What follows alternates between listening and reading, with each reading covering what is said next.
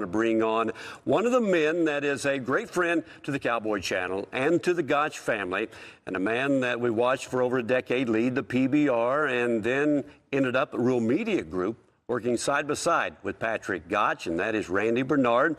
And Randy, thank you for joining us. I know it's been a tough couple of days for you. I think for everybody, Patrick was loved, and he did a lot for our Western lifestyle and our rural America, and it was just such a shock. I was with him Friday night and Thursday, and his spirits were great. He looked great, and it was just a sudden shock for me. I know it was, and he considered you a very close friend and confidant. And I want to get to the latter side of this conversation, though, right off the bat. And first of all, say thank you for taking the time to join us. But secondly, I want to talk about your first meeting with Patrick, because I think it's a pretty interesting story. Well, that first one, we were in Sao Paulo, Brazil, and I was taking out about 35 of the Brazilian media to a dinner at the Fig, the nicest place in Sao Paulo. And at the end of the dinner, they brought me the check for $3,500, and I gave them my American Express, and they said, "I'm sorry, we only take Visa."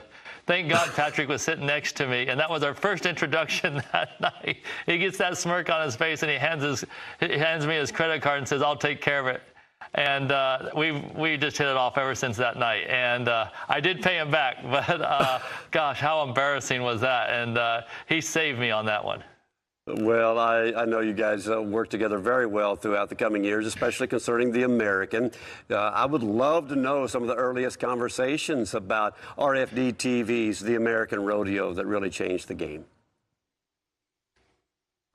Well, I think, Patrick wanted to create, he had the Family Network, and he wanted to create a new channel. And he said, I want to create a big event at some point. And I had this idea for over 10 years. I said, let's fly down and meet with Jerry Jones and see if he would be interested in doing it. We did. We came back, and Jerry was excited about it. They sent us a budget, and I'm like, oh, my God, we can't afford this. And so I told Patrick that, and he kind of just, as Patrick does, he doesn't want to hear no. He just smirked it off and kept going like he didn't hear it. And I went home that night and wrote a 3-page letter why we shouldn't do it. And I sent it to him and the entire board.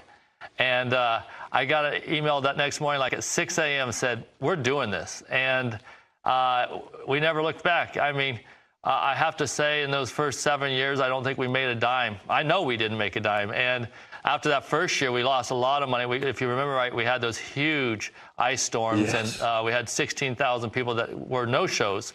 And I thought this event would never make it. And I said, "Patrick, are we going to try this again or probably not?" And he goes, "Absolutely." He goes, "This was great for the sport." And he goes, "I love it. We're doing this every single year." Yeah, profits were never a priority for him. I mean, it really was what he could give to the people of rural America. Well, I was CEO of his networks for RMG for 2 years. And it never came up in conversation what our profits were going to be.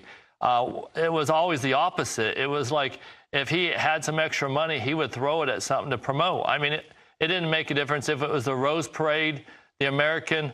He spent hundreds and hundreds and thousands of dollars to promote rural America, and that was his dream. That's what, and that will be his legacy. Everything he did was about rural America. And when it comes to beginning the Cowboy Channel, he was relentless in that pursuit in terms of millions of dollars to get the deal done. Oh, my gosh. When Patrick and I tried to buy the television rights for the NFR back when I was there, and we offered them $1 million, and we knew they were paying $1 million for the rights back then, and they turned it down. And Patrick he was relentless. He wouldn't take no for an answer. He just kept trying. And when he finally was able to obtain the rights to the PRC and the NFR, it was, I can't talk specific numbers, but I will say millions upon millions of dollars every single year that he pays the PRCA. And he knew he couldn't make money on that. It was about, he knew that he wanted it, and he knew he could do a great job with it. And that was why he did that deal. Well, no doubt about it, his legacy will remain for generations to come because of that generosity and that never quit attitude, as the Cowboy Channel is still in the early stages. At least that's what Patrick thought. He was a visionary who thought way in advance, and I know you were part of the early stages, so thank you for being a part of that foundation, for being a good friend to him and to both networks. As Randy Bernard, you've been a real credit to not only the Western Sports, but to all of us here today.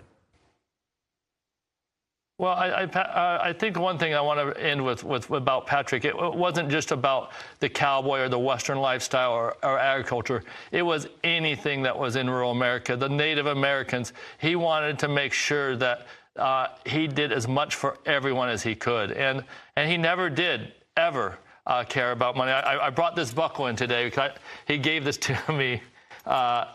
It's got 4 different golds, 11 diamonds, and this is the buckle that he gave the first-year winners of the American, and each one of these cost $22,000 back then, and he did not waver on it. He said, I want the very, very best, and he bought Boland's, and if you know, those winners are holding something very special right now, and I had so many great memories of Patrick that it was very hard.